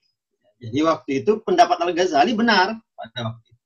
Yang salah adalah kita yang membawa pendapat Al-Ghazali sampai sekarang, padahal musim sudah berubah. Itu yang masalah. Itu yang masalah. Jadi pada waktu Al-Ghazali lahir dengan pemikirannya, itu sungguhnya benar untuk merespon kenyataan pada waktu itu. Jadi gini kan, di antara kenyataan pada waktu itu tadi misalnya, kita misalnya terlalu menjunjung tinggi teologi, ya kan? Karena itu tinggalkan teologi. Nah, Al-Ghazali tidak setuju meninggalkan teologi. Kalau meninggalkan teologi, berarti ya kita jadi terkebelakang. Bukan terbelakang. Kalau kita meninggalkan teologi, kita berhenti jadi fajar di majelis seleng. Jadi jangan ditinggalkan. Jadi Al-Ghazali sebenarnya mengatakan begitu. Nah, cuma orang belakangan, malah sesungguhnya orang belakangan itu melakukan apa yang dikritik oleh Al-Ghazali. Jadi sesungguhnya itu. Jadi salah paham. Jadi Al-Ghazali mengatakan bahwa kita harus melihat teologi secara proporsional. Ya, tapi dia mengkritik kaum yang menolak teologi waktu itu, memang menolak teologi. Jadi untuk maju, tinggalkan teologi, kita hidup tanpa teologi, tanpa Islam. Begitu lagi maju. Kan Al-Ghazali tidak setuju dong, karena ya mungkin kita maju, tapi kita berhenti jadi muslim, kan itu problem. Kita kan tidak mau juga berhenti jadi muslim. Jadi kita tetap maju, tetapi tetap muslim. Hanya saja belakangan teologinya yang terlalu dipakai dan ditinggalkan kemajuannya. Itu persoalannya. Nah itu saya kira ya, yang menjadi masalah. Itu pembelaannya Cak Nur kepada Al-Ghazali. Yang kedua adalah tentang khalaqalakum ma fil ardi jami'a. Yang sungguhnya yang lebih masyhur itu ayat taskhir. Ya, sakhara ya. Jadi saya menamakan ayat taskhir. Jadi ayat taskhir itu seperti sebagai pengesahan bahwa manusia memang layak menyiksa alam. Menyiksa alam. Nah, yang saya ingin katakan adalah tidak bisa dipungkiri bahwa manusia adalah puncak penciptaan alam. Tidak bisa dipungkiri. Ya. Itu ayatnya banyak, itu jelas. Jadi puncak penciptaan alam tidak bisa dipungkiri. Jadi manusia adalah puncak penciptaan alam. Hanya saja jangan terlalu dieksploitasi di masalah bahwa kita mentang-mentang kita puncak, kita kemudian menyiksa yang di bawah kita. Itu sama dengan orang kaya. Ya. Orang kaya, ya memang dia yang paling top di rumah itu. Seluruh pembantunya yang ada puluhan itu, ya dia yang gaji toh. Tapi kalau pembantunya kabur, siapa yang bersihkan rumahnya?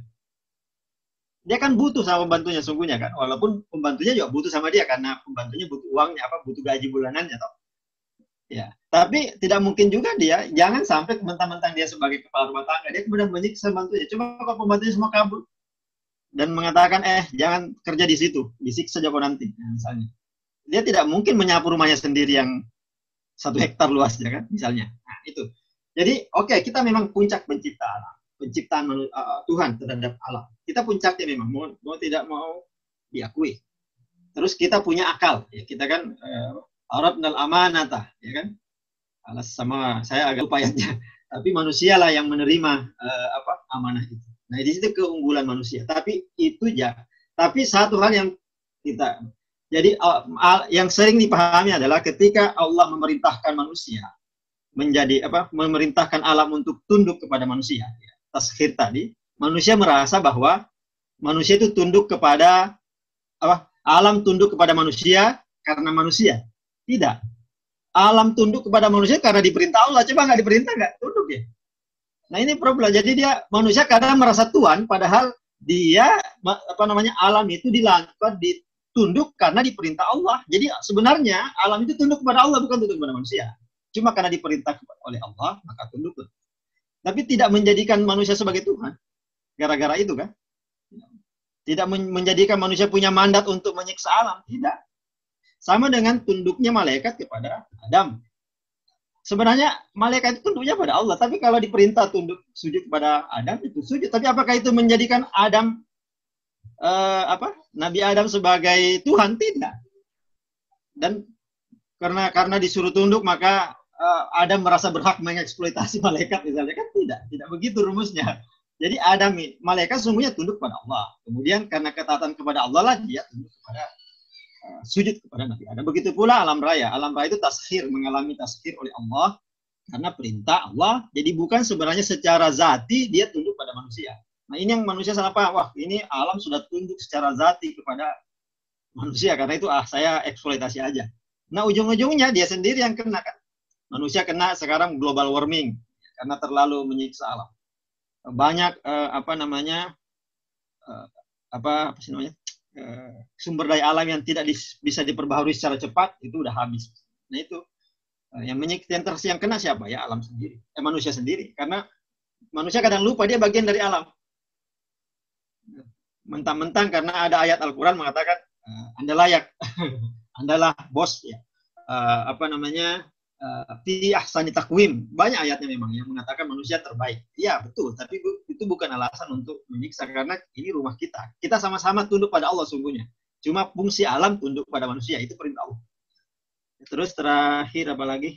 Ini modernitas. Saya tidak melihat khilafah itu berdamai dengan modernitas. Tidak. Justru mau melawan modernitas.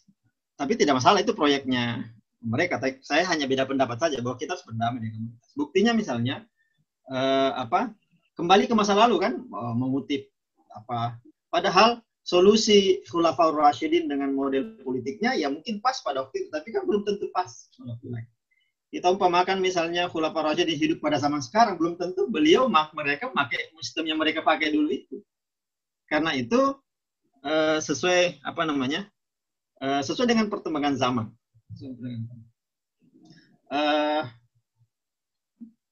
Seperti misalnya menolak model kita nggak bisa lagi menolak demokrasi, cuma kita bisa model, misalnya kita sepakat perwakilan, itu sepakat perwakilan, atau semua orang one man one food ya kita pakai, siapa yang kita sepakati. Nah sekarang mau sepakati apa, dan kita tidak bisa maksakan kehendak kita sama orang lain kan. Kita nggak bisa maksakan. Jadi kita harus, walaupun dengan alasan ini perintah Allah, bagaimana mau memahami itu perintah Allah kalau penjelasannya kan tetap manusiawi kan? Manusia tetap yang menjelaskannya bahwa ini perintah Allah, oke. Tapi yang memahami kan tetap manusia, menyampaikan kepada manusia lain kan tetap manusia. Ya, ini kadang ini langsung dipotong saja, ini perintah Allah. Padahal ketika dia omongkan, mengatakan itu perintah Allah kan penafsiran manusia kan yang mengatakan itu perintah Allah. Dan mau sistem seperti apa, ya tetap harus kita sepakati bersama dulu. Saya kira itu ya.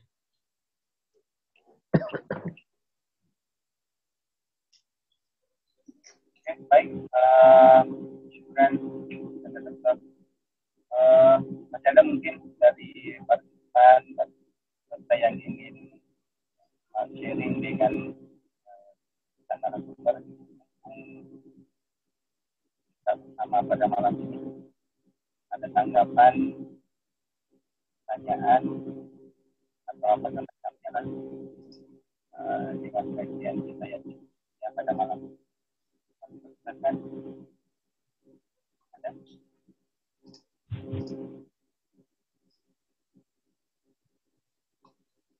Baik, kalau tidak ada, saya juga akan kesempatan ini memberikan arahan juga.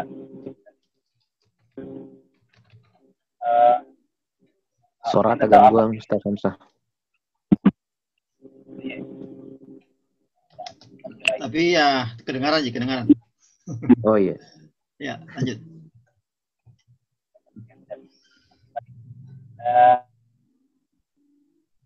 acara peradaban belakangan ini ada beberapa ustaz apa istilahnya, saya lihat di medsos itu dikatakan ustaz akhir zaman, dengan muncul beberapa ceramahnya Rahmat Basmuni dan kawan-kawan itu,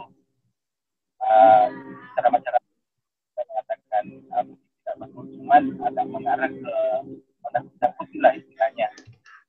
Dan memang kalau dia berbicara sih memang ada dasarnya, maksud saya ada referensinya dari kitab ini tentang bagaimana memang berdasarkan hadis juga bagaimana tanda-tanda kiamat itu dan bagaimana kedatangan Dajjal, bagaimana dan bahwa tidak ada tanda-tanda dekatnya, apalagi beberapa hari yang lalu kan bahwa pelaksanaan haji itu tidak ada untuk tahun ini. Itu sudah masuk salah satu kategori itu bahwa kapan tahun ini haji dibatalkan. Dan pokoknya katakan hari lah bahwa the end of the akhir zaman ini. Jadi ini saya cuma kaitkan dengan peradaban, dengan perjalanan beberapa fase, bahwa setiap siklus, ada katanya siklus 100 tahun itu satu abad atau bagaimana, sama halnya dengan adanya pandemi.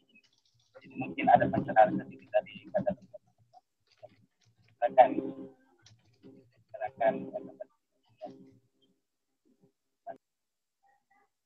Ya, terima kasih. Saya walaupun samar-samar, insya Allah paham maksudnya. Ya memang ada beberapa. Sebenarnya saya sering heran, secara pribadi heran dengan ulama Ustadz yang mengkampanyekan kiamat dan selalu menyebut tanda kiamat seperti itu. Padahal menurut saya tanda kiamat paling besar itu adalah diutusnya Rasulullah Muhammad SAW. Itu tanda kiamat karena tidak ada lagi Rasul setelahnya kan. Jadi alam ini tidak harus menambah waktunya lagi untuk menunggu seorang Rasul lagi, toh sudah turun. Jadi memang ya udah ini akhir zaman, memang mau tidak mau diakui akhir zaman. Itu Rasul adalah Rasul akhir zaman kan. Seandainya Rasulullah Muhammad SAW belum diutus, maka harapan dunia panjang ini masih lama karena masih menunggu Rasulullah diutus. Lah sudah diutus berarti itu Rasul adalah tanda besar akhir zaman. Tanda besar hari kiamat. Beliau Al-Quran, turunnya Al-Quran atau selesainya Al-Quran turun itu juga tanda besar hari kiamat. Jadi karena itu tidak usah dibicarakan karena itu sudah tanda besar. Tidak ada lagi tidak ada lagi kitab yang harus ditunggu oleh alam raya turun lagi, nggak ada lagi. Karena sudah turun yang terakhir. Terus untuk apa menakut-nakuti umat dengan itu? Kan nggak ada gunanya.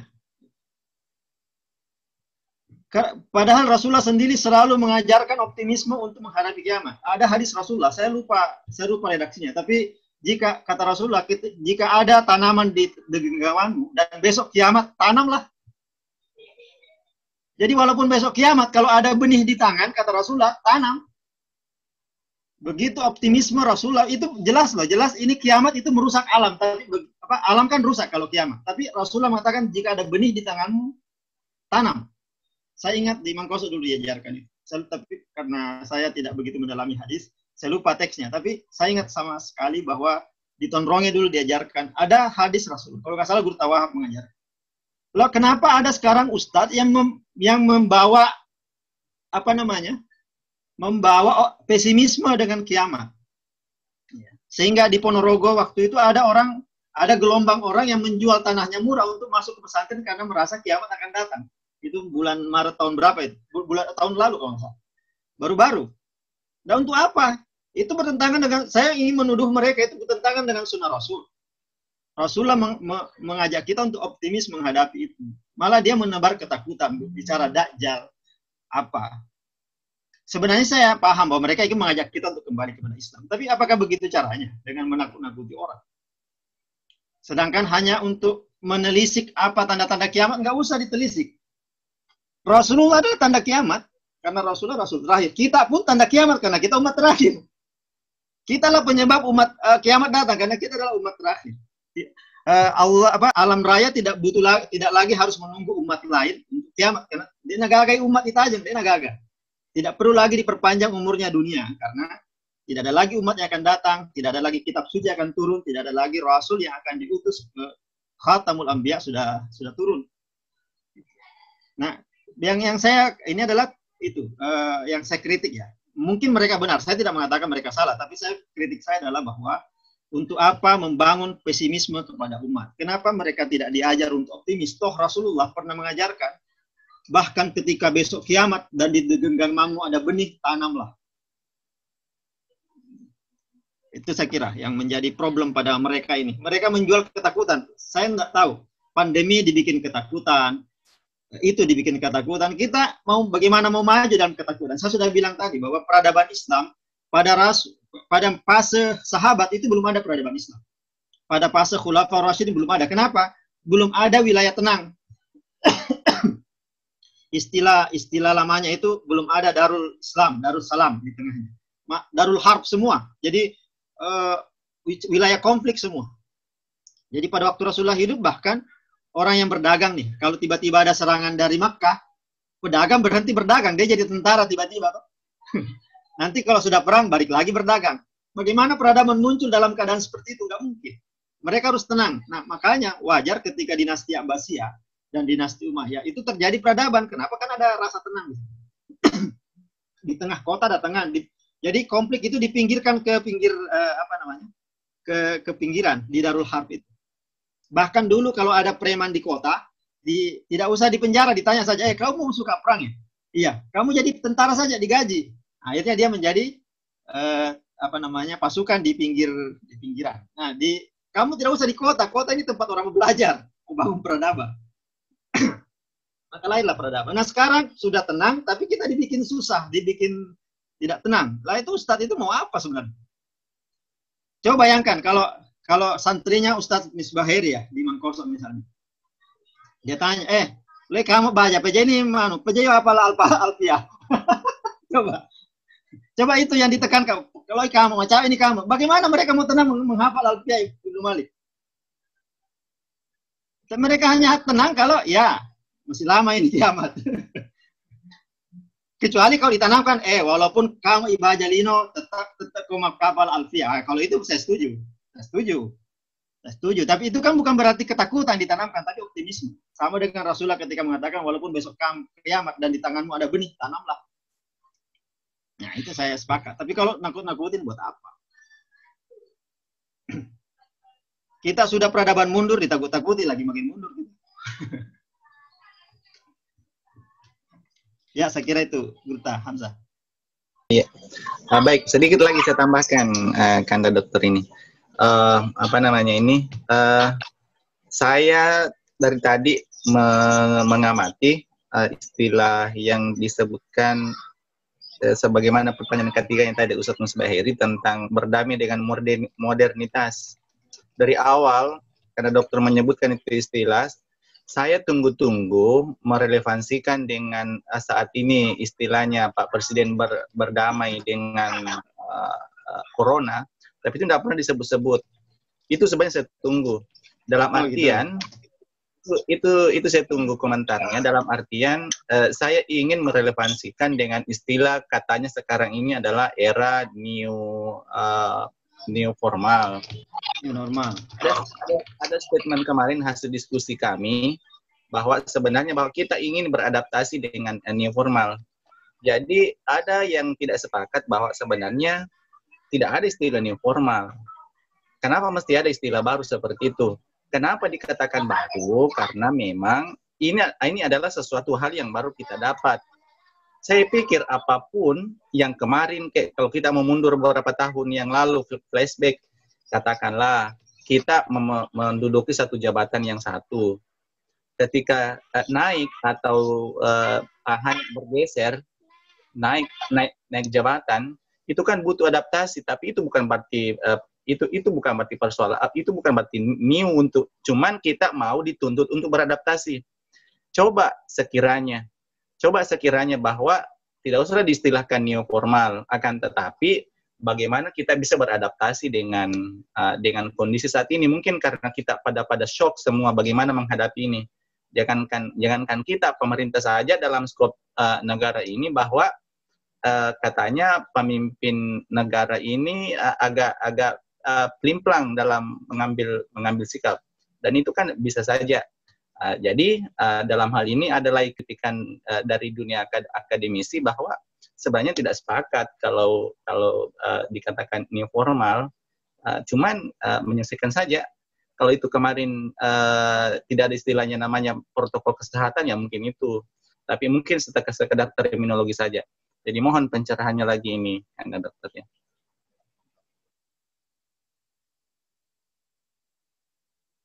Ya, satu yang mengaitkan antara pandemi COVID-19 dengan modernitas, satu adalah sama-sama tidak bisa ditolak. Yang modernitas nggak bisa ditolak karena dia seperti oksigen, seperti udara, ada di mana-mana. Nah, saya kira kesamaannya di situ. Pandemi juga, namanya juga PAN ya, PAN artinya segala kan, PAN Islamisme, PAN apa, semua istilah PAN itu ada di mana-mana. Kecuali PAN partai yang tidak ada di mana-mana, hanya ada di tempat-tempat tertentu. Jadi kalau PAN sudah ada nama PAN berarti ada di mana-mana. Pandemi. Nah, begitu. Kesamaannya ya tidak bisa. Nah, karena itu kita harus berdamai karena tidak, dan apalagi disebutkan bahwa dia akan ada paling tidak 2-3 tahun mendatang, dia akan tetap ada seperti ini. Nah, itu disebut new normal. Itu kesamaannya ya, kesamaannya. Karena itu ada kata new normal, bukan new, seingat saya bukan new formal Gruta, tapi new normal. New normal. Nah, bukan new formal. Ya, new normal adalah sebenarnya disebut new itu sesuatu itu disebut baru apabila tiba-tiba perubahannya disebut baru. Kalau perubahannya lama, jadi perubahan lama itu disebut evolusi. Kalau berevolusi tidak disebut baru, tapi kalau revolusi disebut baru. Seperti perubahan orde lama ke orde baru disebut revolusi karena tiba-tiba. Tapi kalau memutihnya rambut kita kan bukan baru karena mengalami perubahan dikit-dikit. Nah, ya terserah mau namai ini normal new normal atau tidak, disebut new karena baru terjadi tiba-tiba. Tapi kalau misalnya kita bersepakat tidak tiba-tiba, ya terserah tidak menamai dia normal new. Tapi menurut saya penamaan new normal karena perubahannya tiba-tiba. Tiba-tiba orang tidak ke sekolah, tiba-tiba kita halal bihalal pakai Zoom. Padahal tahun lalu masih seperti biasa. Nah, jadi kata kuncinya pada revolusi atau evolusi. Kalau pada evolusi biasanya perubahan tidak dianggap baru karena lambat perubahannya. Jadi nggak disebut baru. Sama dengan kalau maita kita siluntu silota atau tiba-tiba mapute ini gimana? Karena lama tidak ketemu kita sebut dia berubah. Kalau seandainya kita tiap hari ketemu kita tidak sadari itu perubahan karena dia mengalami evolusi. Nah, kalau saya masih menamai ini new normal. Kenapa? Karena tiba-tiba perubahannya. Jadi dari kata kunci tiba-tiba itulah disebut new. Seandainya tidak tiba-tiba maka terus hubungannya dengan modernitas tadi satu aja, yaitu bahwa dia tidak bisa ditolak. Karena sudah tidak bisa ditolak, loknya gitu teni temakua. Nah, saya ugi itu dia harus berdamai karena teni temakua. Sesuatu yang sudah teni temakua, dia berdamai. Kalau masih bisa makua, ya, yang lain ya masih masih bisa kita tidak lagi cara lain. Sekali kita harus menghadapinya. Nah, kalau pelin-pelan ya saya nanti disebut buzzer kalau membela salah satu pihak. Bagian dari pemerintah ya atau bukan bagian. Tidak, bagi saya tidak pelin-pelan ya, bagi saya tidak pelin-pelan. Ada perhatian pemerintah kepada rakyat kecil karena yang ditakutkan kan rakyat kecil. Kalau tiba-tiba lockdown, saya tidak bisa bayangkan. Kalau saya di Jakarta, kalau di daerah mungkin lebih. Saya yang bayangkan tetangga saya di Jakarta ini tiba-tiba tidak bisa kerja. Kalau ini kan penjual sayur masih bekerja. Kau bayangkan tiba-tiba dia tidak bisa kerja, dia masa makan apa? Tidak bisa, makanya tidak bisa jadi bentuknya pelin-pelan itu karena dia PSBB. PSBB. Kalau seandainya lockdown itu disebut tegas, padahal lockdown itu bisa mematikan ekonomi masyarakat. Di saat yang lain tidak ada kekayaan yang negara yang cukup untuk membiayainya. Jadi ada kesan pelin-pelan dari situ. PSBB itu kan sebenarnya pelin-pelan antara bebas dengan lockdown. Jadi itu PSBB itu sebenarnya kebijakan pelin-pelan. Maksudnya pemerintah artinya tidak tegas apakah bebas atau lockdown. Jadi PSBB seperti itu. Tapi saya tidak mau melanjutkan itu kayaknya karena nanti dikira membela salah satu pihak. Saya bukan cebong dan bukan kampret. Tapi saya PNS, jadi saya harus lain. Oke, baik. Syukran Kanda Dr. Muid sebagai narasumber. Saya pikir kita sudah berada di penghujung meeting kita pada malam ini. Sebelum untuk closing statement dari narasumber, saya ingin persilahkan dulu kepada mohon izin perkenan waktunya sejenak kepada Guru Taswaib, Kanda Dr. Haji Suhaib, Guru Tas, supaya ada closing statement juga kepada kita semua hadirin di sini. Setelah itu saya hand over kepada narasumber. Ya, Alan, Guru Tak, silakan. Terima kasih kembali ya. Pertama, saya ingin menambahkan terkait tadi pertanyaan dari Pak Misbah Khairi ya, Saleh, tentang tadi masalah Imam Ghazali ya. Jadi sebenarnya tuduhan-tuduhan terhadap Imam Ghazali itu sebenarnya lebih banyak dari orang luar sebenarnya ya terhadap Imam Ghazali itu ya. Atau kalau kita anggap mungkin ya orientalis lah ya yang menganggap bahwa penyebab kemunduran Islam itu karena Imam Ghazali ya. Itu mungkin disebabkan karena kitabnya yang Tahafutul Falasifa itu kan ya yang menghantam para filosof-filosof itu dengan apa namanya mengkategorikan kafir atau murtad dengan enam pendapat para filosof Islam itu yang dianggap Imam Ghazali sebagai keluar dari Islam ya. Nah, karena itu mereka juga mengatakan bahwa Tahafutul Falasifa itu telah menyebabkan mundurnya penelitian ilmiah gitu kan ya, karena orang sudah mulai meninggalkan tentang filsafat dan rasionalitas ya, karena mengarah kepada sufisme gitu kan ya. Itu yang orang asing itu menganggap bahwa Imam Ghazali itu merupakan memiliki kontribusi dalam kemunduran Islam gitu kan ya. Kemudian yang kedua ya juga tidak bisa dipungkiri bahwa memang situasi politik khilafah pada zaman Imam Ghazali itu memang sudah mulai berubah ya. Artinya sudah lahir kekhalifahan kecil di beberapa daerah kan ya, yang menyebabkan khilafah Abbasiyah itu sudah tidak mampu lagi mengontrol kekhilafan yang ada, sehingga terjadi berbagai macam persoalan di dalam kekhilafan Islam itu kan ya. Jadi itu mungkin salah satu faktor yang mendukung kenapa Islam mulai mundur pada saat itu. Kemudian yang kedua mungkin kebijakan juga erat kaitannya dengan kebijakan yang dilakukan oleh khilafah pada saat itu yang memfokuskan misalkan satu mazhab tertentu gitu kan ya, dan mengabaikan mazhab-mazhab lain kan. Karena itulah semangat untuk belajar itu atau semangat untuk mendalami pengetahuan itu mulai berkurang karena para pemimpin itu sudah terfokus pada satu mazhab, misalkan seperti mazhab Imam Syafi'i dan lain-lain sebagainya gitu kan ya. Itu mungkin yang terkait dengan Imam Ghazali yang saya ingin tambahkan dari Pak Muid itu. Kemudian yang kedua tadi disinggung masalah khilafah dan kiamat ya, dan hari kiamat. Saya sependapat dengan Pak Muid apa yang disampaikan oleh Pak Muid.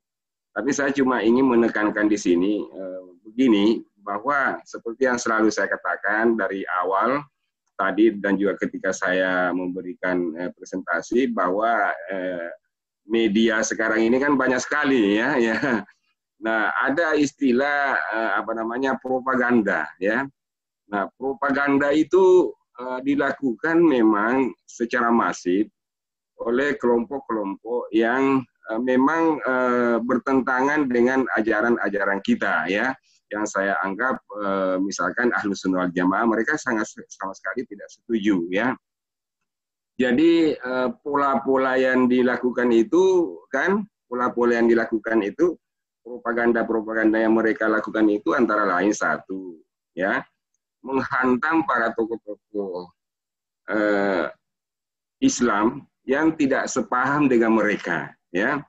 Jadi bagaimana dia menuduh misalkan ulama-ulama yang tidak sepaham dengan mereka, gitu kan, ya. Kemudian yang kedua gitu,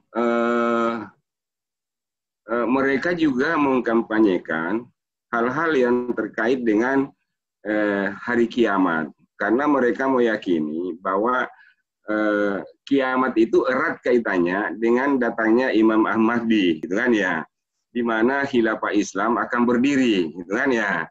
Nah, karena itu mereka mengkampanyekan tentang kiamat, gitu kan, bahwa tanda-tanda kiamat sudah mulai muncul, berarti Imam Mahdi akan muncul dan akan menghancurkan semua yang dianggap tagut, gitu kan. Nah, ini adalah pemahaman kelompok ekstrim yang kita kenal dengan di Indonesia ini atau di negara lain itu sebagai kelompok ekstrim radikal, ya, yang memahami seperti itu, gitu kan, ya. Dan itu banyak bertebaran di dunia maya, di internet, gitu kan, ya, video-videonya, artikel-artikelnya dan lain-lain sebagainya yang mereka produksi, ya, mereka produksi dari waktu ke waktu untuk bagaimana mempengaruhi masyarakat ini agar terpapar dengan paham-paham itu, gitu kan, ya.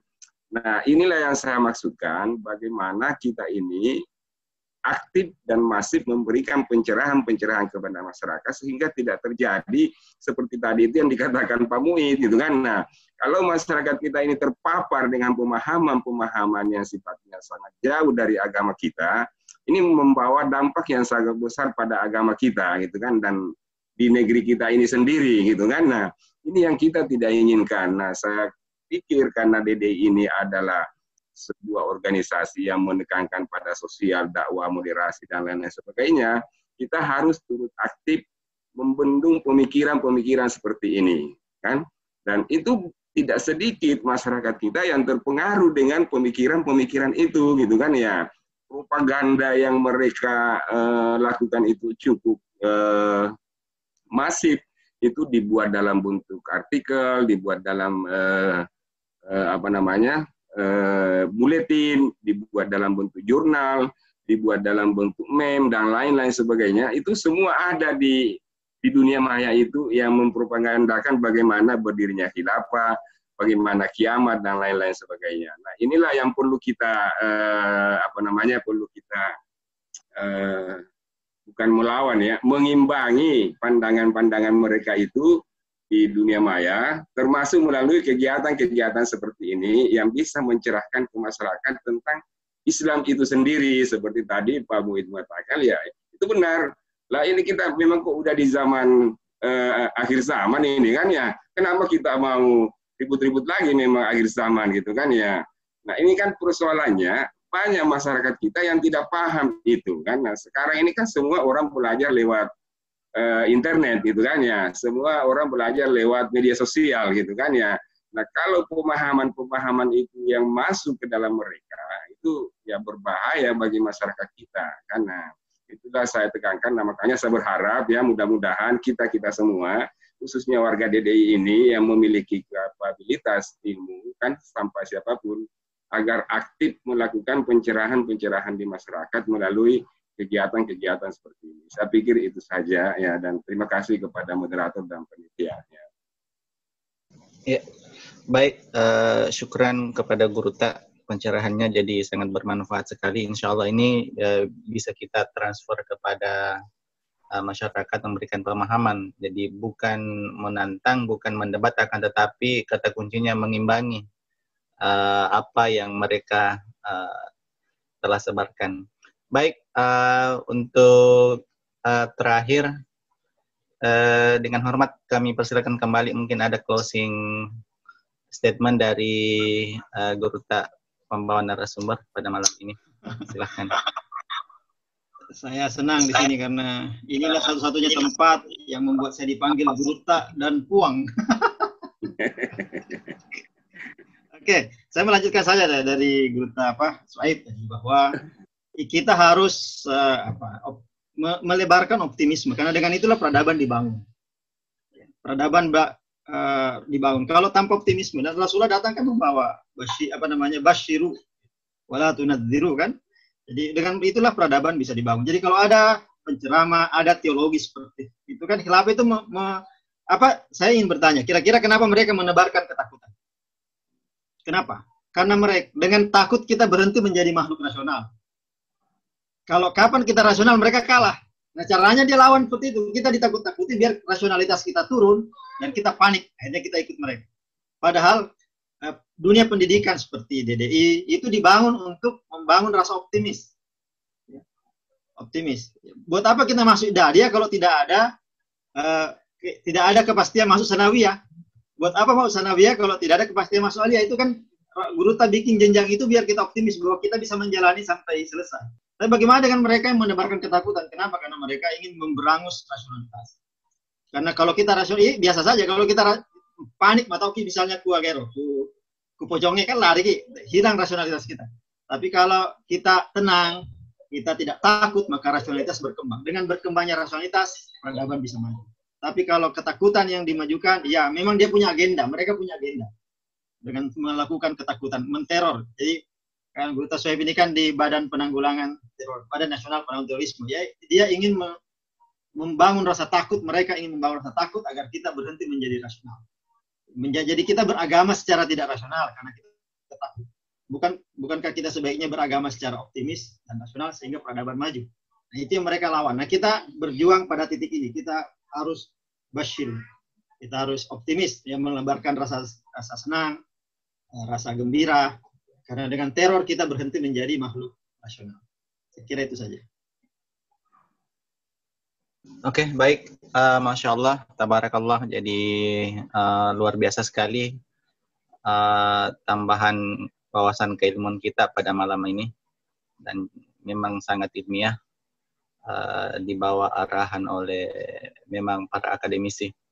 Baik, saya pikir untuk mengakhiri pertemuan kita pada malam ini, saya ingin mengaturkan banyak terima kasih kepada Guru Tak Suhaib, kepada Guru Tak pembawa narasumber, kepada rekan-rekan semua,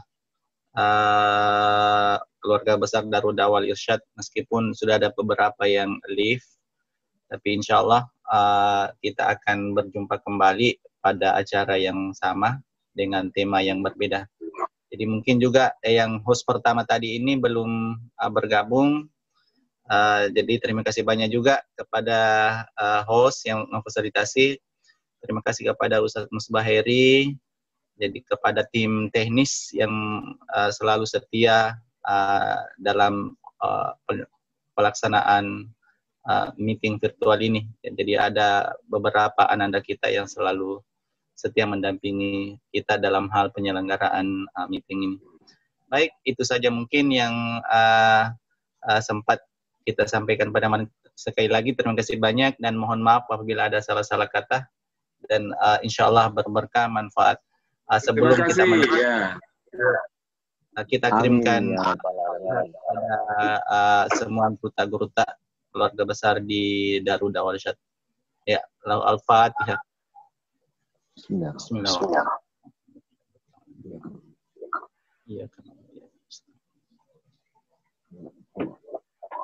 Ya, harul kalam minallahil mustana wal itiklan. Wassalamualaikum warahmatullahi wabarakatuh.